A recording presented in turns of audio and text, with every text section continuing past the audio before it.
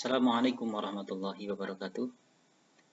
Pada kesempatan hari ini kita akan membahas tentang materi pembelajaran peradaban Islam Daulah Mughal di India, di mana sebuah peradaban Islam yang ada di India diantaranya merupakan periode klasik dan pertengahan, di mana periode tersebut merupakan periode keemasan Islam, di mana seluruh peradaban yang ada di dunia ini yang memegang adalah di dunia Islam, sehingga tidak ada suatu bangsa lain yang menandingi hebatnya peradaban Islam. Pada pembelajaran kali ini kita akan membahas tentang kompetensi dasar, sebagaimana yang diatur adalah mengevaluasi sejarah lahirnya Daulah Mughal, kemudian mengevaluasi perkembangan ilmu pengetahuan dan peradaban pada masa Daulah Mughal, kemudian menilai proses berdirinya Daulah Mughal, kemudian mengapresiasi perkembangan peradaban dan ilmu pengetahuan Mughal.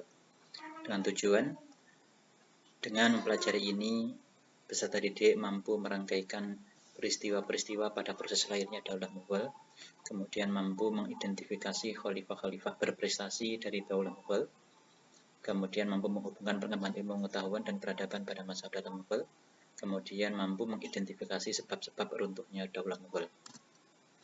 Kita awali untuk yang pertama. Ini adalah wilayah kekuasaan Bani Mughal, yaitu di wilayah India. Bagaimana bentuk wilayah yang ada di peradaban Islam yang jauh dari Arab, akan tapi Islam sudah masuk dan menjadi zaman keemasan, yaitu di wilayah India. Selanjutnya dapat kita petakan konsep tentang apa yang akan kita bahas pada kesempatan kali ini. Yang pertama tentang asal-usul Daulah Mughal, kemudian strategi kebijakan Daulah Mughal, kemajuan peradaban Islam Daulah Mughal, dan kemunduran peradaban Islam Daulah Mughal. Ada sebuah ayat yang menunjukkan, yang berbunyi kuntum khairu ummatin ukhrijat linnas ta'muruna bil ma'rufi wa tanhauna 'anil munkar wa tu'minuna billah. Walau aman ahlul kitabi lakana khairan lahum minhumul mu'minuna wa aktsaruhumul fasiqun. Ini menunjukkan bahwasanya umat Islam memang umat terbaik yang dilahirkan, yang diciptakan Allah untuk menyebarkan kepada seluruh manusia yang lainnya. Karena apa? Manusia atau orang Islam di situ adalah orang yang selalu berbuat ma'ruf dan mencegah terhadap kemungkaran dan beriman kepada Allah. Andaikan sekiranya ahlu kitab itu juga sebagaimana tersebut, tentu itu akan lebih baik daripadanya. Akan tetapi kebanyakan dari mereka adalah orang-orang yang fasik. Ini menunjukkan bahwasanya memang Islam tersebut memang kafatan linnas, kafatan lil alamin. Pada kesempatan hari ini yang akan kita bahas tentang sejarah lahirnya Daulah Mughal, kemudian yang kedua strategi kebijakan, kemajuan peradaban dan kemunduran peradaban. Yang pertama tentang sejarah lahirnya Mughal. Daulah Mughal sendiri dirintis oleh yang namanya Sultan Zahiruddin Muhammad Babur.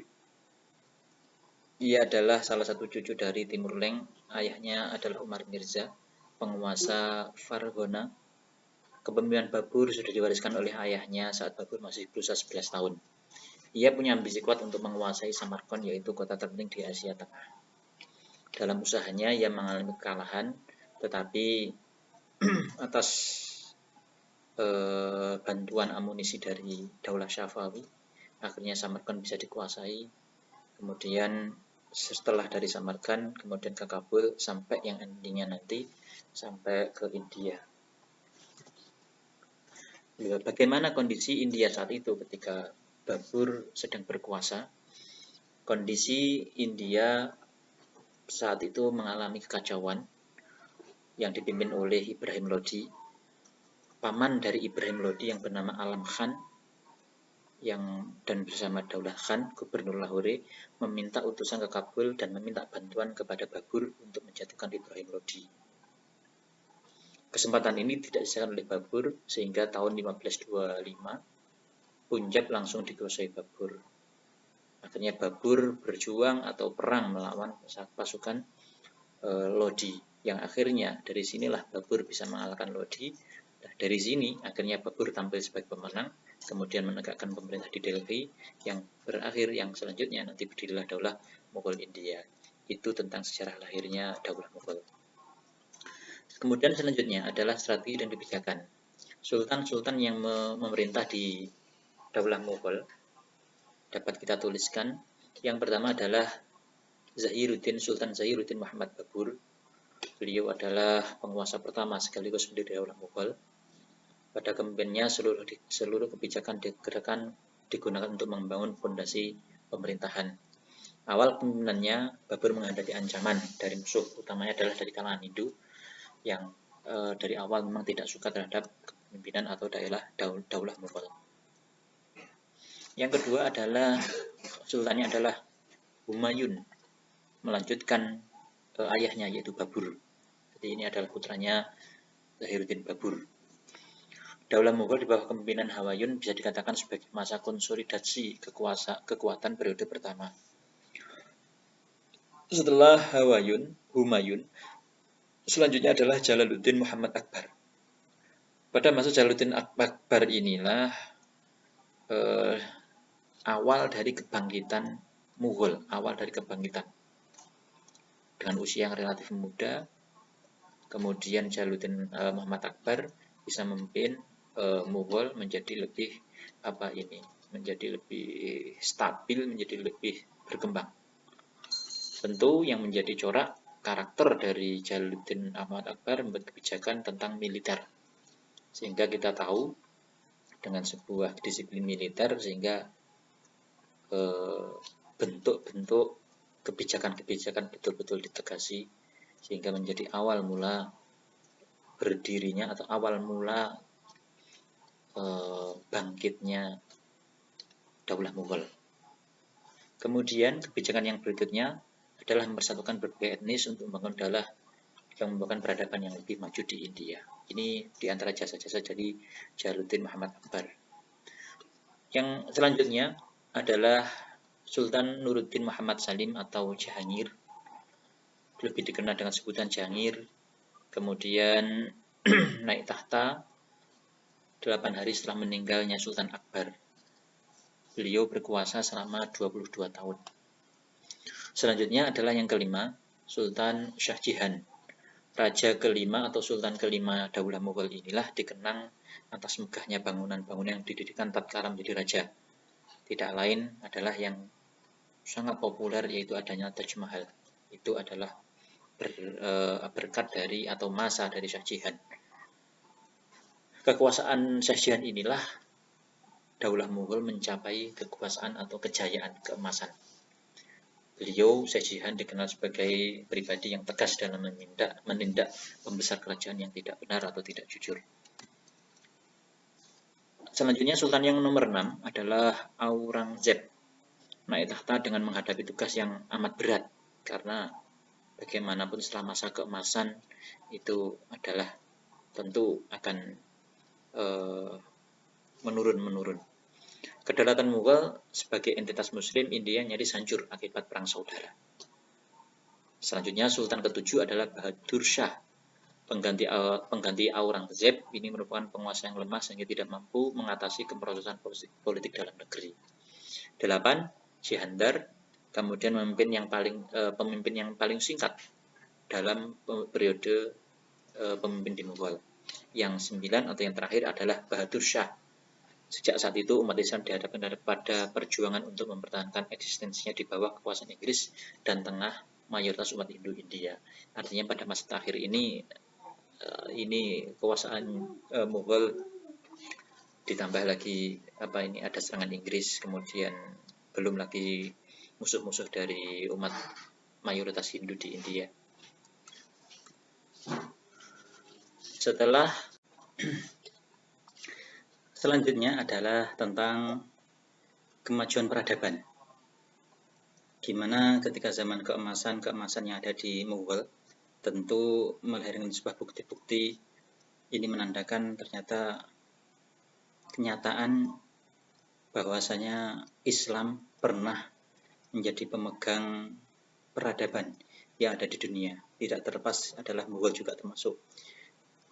Yang pertama, bagaimana sebuah bangunan arsitek yang ada di India yang sampai hari ini semua mengakuinya, yaitu bukti tentang bentuk kemajuan-kemajuan peradaban yang ada di India.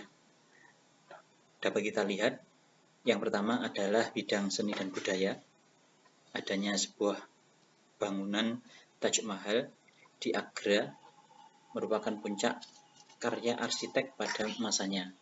Ada lagi Istana Fatpur, Sikri, dan Masjid Jama di Delhi. Ini bentuk-bentuk kemajuan peradaban pada masa Mughal. Kemudian bentuk lain kemajuan peradaban yang ada di Mughal dalam bidang politik administrasi pemerintahan, di mana perluasan wilayah pada zaman Daulah Mughal itu berhasil mengekspansi atau futuhat di wilayah-wilayah India, bahkan di luar India. Kemudian ada salah satu sultan, kita ambil contoh, yaitu Sultan Aurangzeb, menjalankan roda pemerintahan secara militer. Sehingga saat itu hampir semua pejabat pemerintah itu terdiri dari kaum militer. Sehingga benar-benar menjadi disiplin. Kemudian kemajuan berikutnya dalam bidang agama. Pada masa Sultan Akbar, perkembangan Islam di Mughal mencapai suatu fase yang menarik, di mana saat itu Sultan Akbar memproklamasikan sebuah cara baru dalam beragama, yaitu konsep din ilahi. Yang dimaksud dengan din ilahi adalah suatu konsep baru yang ada di Mughal. Kalau kita lihat, itu adalah konsep tidak hanya satu bentuk agama yang diakui yang ada di India, tetapi dari lain-lain bidang atau lain-lain agama itu terkonsep dalam suatu bentuk keagamaan. Walaupun ini yang menentang juga banyak, akan tapi ini menunjukkan betapa istilahnya perularnya keberagaman dari beragama itu sangat dihormati atau dihargai di Mughal. Kemudian dalam bidang ekonomi ada sebuah sistem pemerintah yang mengumpulkan hasil pertanian. Artinya dalam bidang pertanian, kita ambil contoh di situ, betul-betul Mughal melindungi para petani, kemudian memberikan subsidi-subsidi kepada petani. Artinya bentuk perhatian kepada para petani. Yang selanjutnya, setelah ada masa keemasan, tentu dalam sejarah disebutkan ternyata Mughal pun mengalami kemunduran. Dapat disimpulkan faktor kemunduran dari dinasti Mughal itu ada dua disimpulkan. Yang pertama adalah faktor internal, yang kedua adalah eksternal. Dari internal tentu kita dapat mengaca dari bagaimana dinasti-dinasti sebelum Mughal sendiri hampir sama permasalahan internal, yaitu kurang terencananya proses suksesi yang menyebabkan perebutan kekuasaan dan perang saudara. Ini menjadi faktor. Ada lagi lemahnya pengawasan di pemerintah di tingkat daerah yang berakibat terjadinya disintegrasi. Nah, ini faktor internal yang terjadi pada masa Mughal. Faktor eksternal juga mulai muncul pemberontak-pemberontak di Hindu atau orang-orang Hindu. Kemudian serangan-serangan dari Afghanistan, Raja Ahmad Khan. Kemudian ada lagi kebijakan tentang pajak yang sangat tinggi sehingga memberatkan masyarakat. Kemudian dari kalangan kerajaan adanya pola hidup yang boros, bermewah-mewahan. Dari sini sudah lengkap internal eksternal menjadi sebuah evaluasi besar, sehingga ending terakhir kerajaan Mughal pun juga mengalami kemunduran. Saya kira itu yang dapat kami sampaikan tentang pelajaran atau tentang pembelajaran peradaban Islam di Mughal. Terima kasih. Assalamualaikum warahmatullahi wabarakatuh.